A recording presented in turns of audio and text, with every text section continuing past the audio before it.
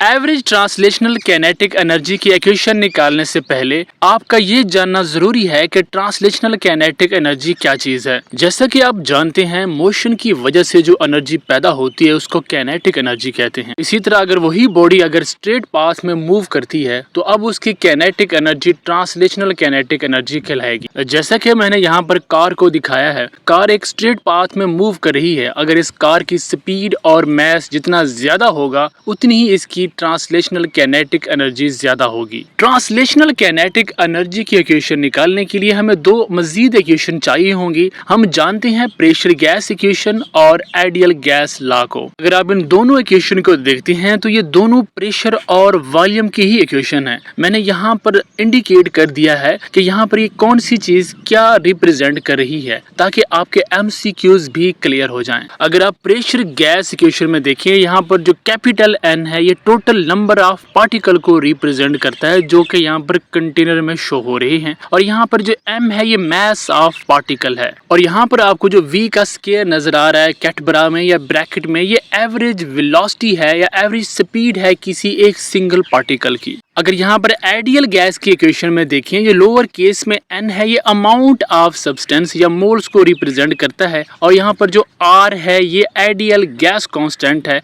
जिसकी value given है। और जो t है ये एब्सोल्यूट टेम्परेचर है। ये एमसीक्यूज के लिहाज से आपसे पूछा जा सकता है।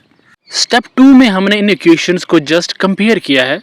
और दूसरा काम हमने ये किया है, जो एवरेज वेलोसिटी जो ब्रैकेट में लिखी हुई थी हमने उसको रूट मीन स्क्वायर में लिख दिया, जो कि एक ही बात है। ये बेसिकली किसी एक पार्टिकल की एवरेज वेलोसिटी या स्पीड को रिप्रेजेंट कर रही है। और आगे हमने इसी वेलोसिटी को इनिशियल इक्वेशन में पुट कर दिया है। थर्ड स्टेप में हम इसी एवरेज वेलोसिटी को कैलकुलेट करेंगे। उसके लिए हम n/3 को इक्वेशन की उस साइड पे ले जाएंगे तो हमारे पास ये इनिशियल फॉर्म बन जाएगी। यहाँ पर n/n जो कि इक्वल होता है एवोगैड्रो नंबर पर। ये जो कैपिटल N है ये पार्टिकल काउंट को रिप्रेजेंट करता है, और जो लोअर केस में n है ये पर अमाउंट को रिप्रेजेंट करता है। तो ये बेसिकली कांस्टेंट होते हैं। तो इस तरह हमारे पास ये सब्स्टिट्यूटेड फॉर्म बन जाएगी। उसके बाद हम m को भी उस साइड पे ले जाएंगे जो कि वहां पर जाके ये डिवाइड हो जाएगी। तो हमारे पास ये एवरेज वेलोसिटी की इक्वेशन आ जाएगी। मजीद आगे बढ़ने से पहले आपको बोल्ट्जमैन कांस्टेंट का पता होना चाहिए। Kb यानी कि Boltzmann constant is equal to R/Na। R is a gas constant और Na एवोगैड्रो नंबर है।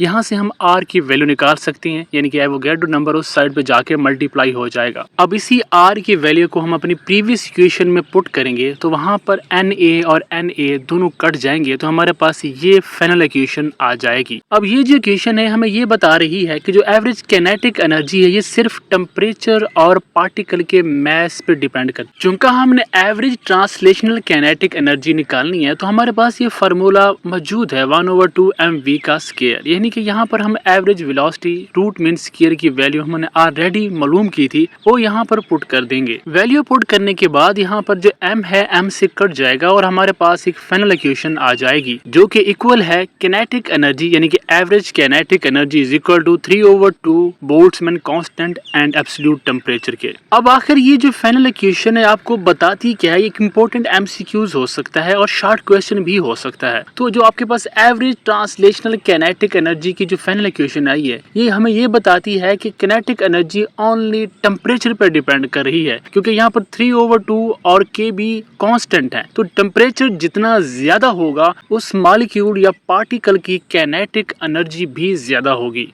अब इस टॉपिक के एंड में एक न्यूमेरिकल एग्जांपल दी गई है कि एक एयर मॉलिक्यूल का रूम टेम्परेचर 300 केल्विन है, आप इसकी ट्रांसलेशनल कैनेटिक एनर्जी को निकालें। तो उसके लिए सबसे पहले हम बोल्ट्जमैन कांस्टेंट की वैल्यू निकाल लेंगे जो कि इक्वल होता है Kbt, यानी कि हम जो बोल्ट्जमैन की वैल्यू यहाँ पर गिवन है उसको टेम्परेचर के साथ मल्टीप्लाई कर देंगे तो हमारे पास ये वैल्यू आ जाएगी। अब हम इसकी एवरेज ट्रांसलेशनल कैनेटिक एनर्जी निकालेंगे जिसका फार्मूला हमें मालूम है, यानी कि हम 3 को 2 पे डिवाइड करेंगे तो हमारे पास 1.5 आ जाएगा और Kbt की वैल्यू हमने ऑलरेडी निकाली हुई है। तो जब हम इसको मल्टीप्लाई करेंगे तो हमारे पास एनर्जी जूल में आ जाएगी। अब इस जो एनर्जी आई है हम इसको इलेक्ट्रॉन वाट में कन्वर्ट करेंगे। अब हम जानते हैं 1 electron volt is equal to 1.6×10⁻⁹ तो हम जब इसको डिवाइड करेंगे तो हमारे पास फाइनल आंसर आ जाएगा, यानी कि एवरेज ट्रांसलेशनल कैनेटिक एनर्जी आ जाएगी जो कि ये है। Thank you.